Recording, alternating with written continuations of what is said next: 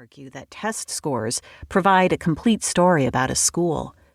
No one who has spent time hanging around schools would. But as flawed as they may be, state assessment results provide some baseline idea of how well students are reading and doing math or whatever else is tested. And they, along with graduation rates, give us the only real way to compare across classrooms, schools, and districts. Now that many states are in assessment consortia, we can even compare schools in different states. It is worth remembering that until we had publicly available data that broke out achievement by schools and demographic groups, the only way we could know anything about what was going on in a school was by physically entering it and walking into every classroom. And even that would yield only brief snapshots of what the school was like. Now we can, relatively easily, find schools that outperform their peers and then learn from them. Mining the wealth of knowledge and expertise.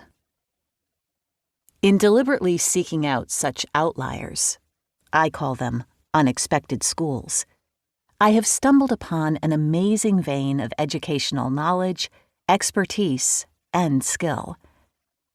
My first attempt to mine this wealth was in It's Being Done, Academic Success in Unexpected Schools, 2007, which documented the existence of unexpected schools by profiling 15 schools and one group of schools that were either high-performing or rapidly improving.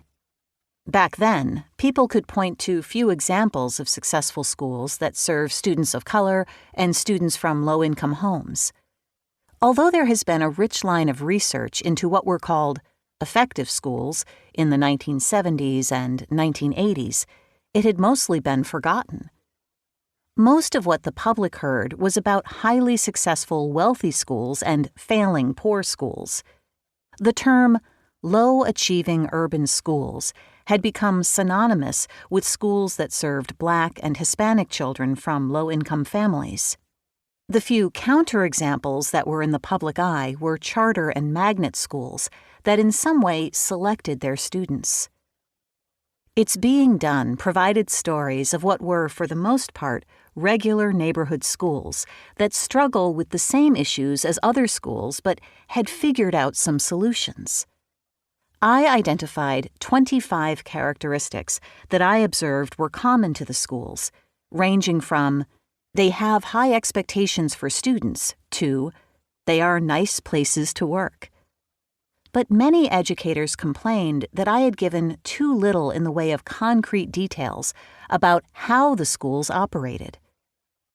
I responded with, How It's Being Done, Urgent Lessons from Unexpected Schools, 2009, in which I profiled 8 high-performing schools, all with large populations of students of color or students living in poverty.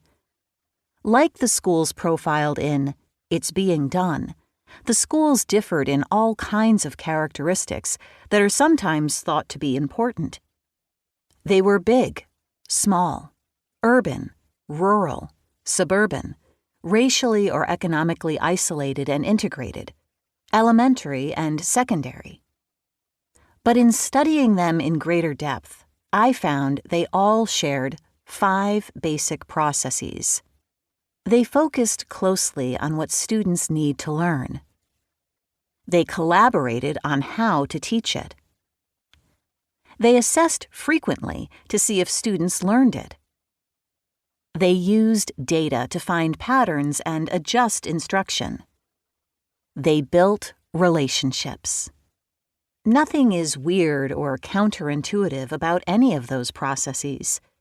Each is rooted as deeply in educational research, craft knowledge, and common sense as it is possible to be, and educators around the country aspire to institute all of them.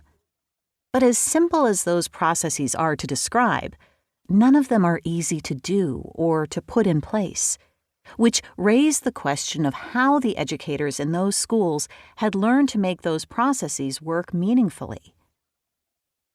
At the end of How It's Being Done,